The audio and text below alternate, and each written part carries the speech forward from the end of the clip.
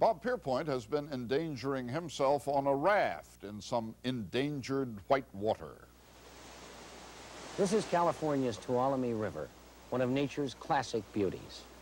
Early in this century, naturalist John Muir, the founding president of the Sierra Club, fought a battle with the city of San Francisco, which wanted to build a dam on this river inside Yosemite National Park. Muir lost and the dam was built. Today, a similar struggle is being replayed here. Later on Sunday morning, we'll report on the need for energy and water versus the desire to preserve this priceless environment. Mark Twain said, "Whiskey is to drink, water is to fight over." And when he said that, he showed that he knew a good deal about the American West, where big water fights are still going on. For years now, there's been a fight over the beautiful and valuable Tuolumne River in California. Bob Pierpoint has the story of endangered whitewater.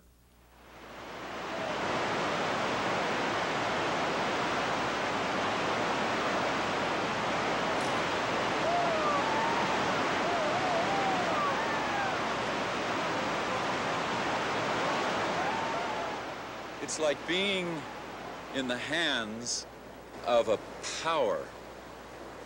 You know, and you can even put religious overtones to that. It's indescribable.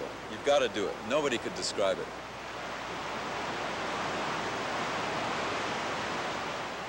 This would be really fun to go down in, Actor Richard Chamberlain discusses his favorite cause. He has become a spokesman for the drive to save the Tuolumne River in California from a series of new dams and power projects that would change it dramatically. This summer, Chamberlain pleaded with a Senate committee to save the Tuolumne. We have the power to destroy it, but never, never in our wildest imagination could we ever recreate it. The Tuolumne begins as tiny droplets running from this glacier on Mount Lyell, 14,000 feet up in the Sierra Nevada mountains. It provides all of the drinking water for the city of San Francisco and other Bay Area towns. It also produces enough electricity to make San Francisco $70 million a year selling the excess. The Tuolumne is not new to controversy. Early in this century, San Francisco wanted water and electricity from the Tuolumne. Naturalist John Muir wanted to preserve the natural beauty of the Tuolumne's valley high up in Yosemite National Park. Muir lost big. What was the Hetch Hetchy Valley is now San Francisco's reservoir. Environmentalists are afraid they'll lose most of the downstream Tuolumne to a new claim for more of the river's power. This river is so powerful when it's high. And it's full of surprises, and it's full of amazing things, and it's full of beautiful waves and crashing falls and things like that. San Francisco shares rights to the Tuolumne's waters with two San Joaquin Valley agricultural counties, Turlock and Modesto. These counties now want more electric power produced from the Tuolumne. The dams we're looking at are basically for electric generation. Ernest Geddes heads Turlock County's irrigation district. We don't have enough power to provide our customers. We have to go somewhere else to buy it. Geddes is a driving force behind the effort to build more power projects on the Tuolumne. He understands the power Congress has to scuttle his project.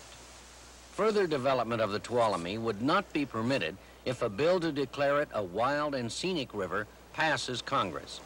So one of Geddes' primary lobbying targets is the junior senator from California, Republican Pete Wilson. It is a lovely river. It's exciting for those who want to raft down it, those who want to fish it. These are the preservationists, the sportsmen, and to a degree, some who make their livelihood out of responding to that audience. On the other hand, you have chiefly 2 irrigation districts, who are seeking power.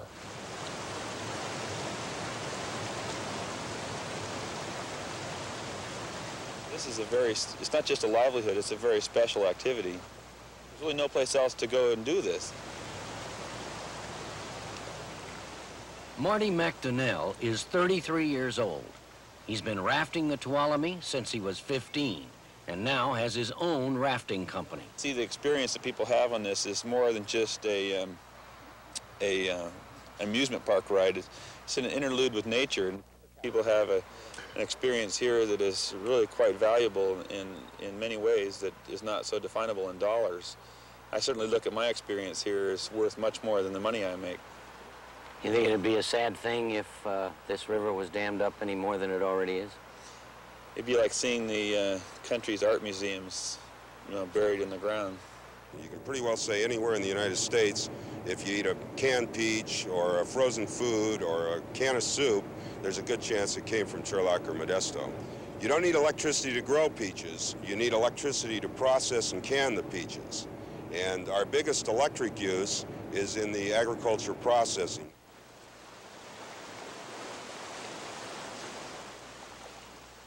There's other sources of power that could be produced with the same money. There's geothermal and wind power. There's just a lot of sources of power, but there's only one Tuolumne River.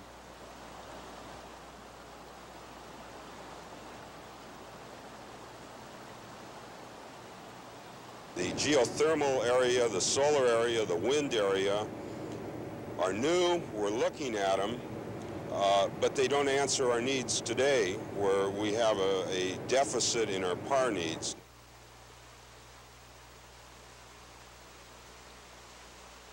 The power dam advocates say that unless they get more cheap hydroelectric power, food processing costs will increase, raising prices to consumers.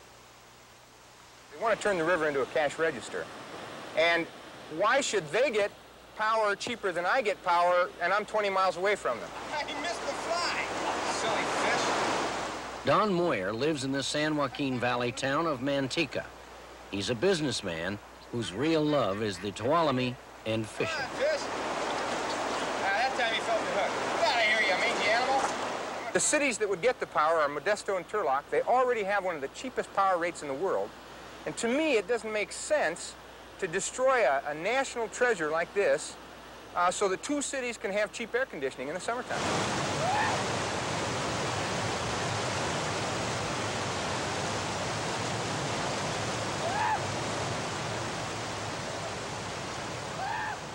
For their part, the dam advocates say that the Whitewater rafters are, in effect, elitists.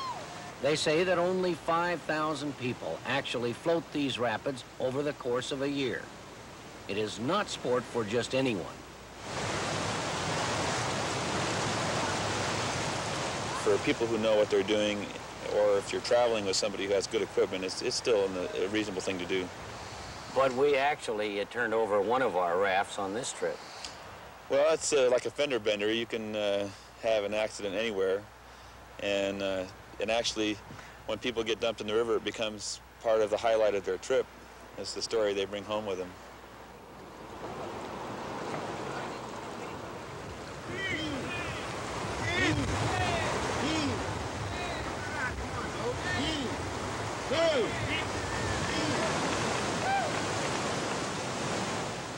If the largest of the proposed new dams is built, this entire section of the river would disappear under 60 feet or more of water.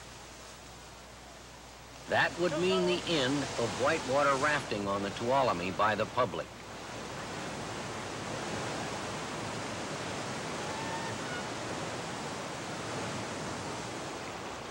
California's other senator, Alan Cranston, is opposed to any further development of the Tuolumne. He has sponsored the Senate bill to protect the river. His colleague, Senator Wilson, is being heavily pressured by both sides, but particularly by the environmentalists. Wilson won't say which way he's leaning. At this point, I'm unwilling to tell you, in part because I haven't fully decided, and really because that decision is going to be a function of the warring constituencies who have such a keen interest in this. It is, to be frank, a political no-winner, because it would take Solomon to divide this baby in some fashion.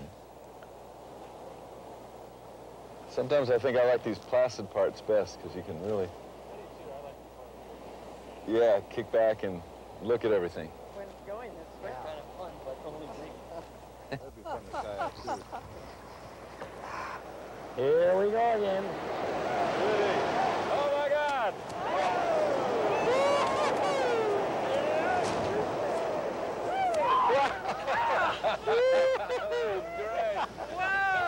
Oh, boy. That was great. Oh, that was really something. Oh.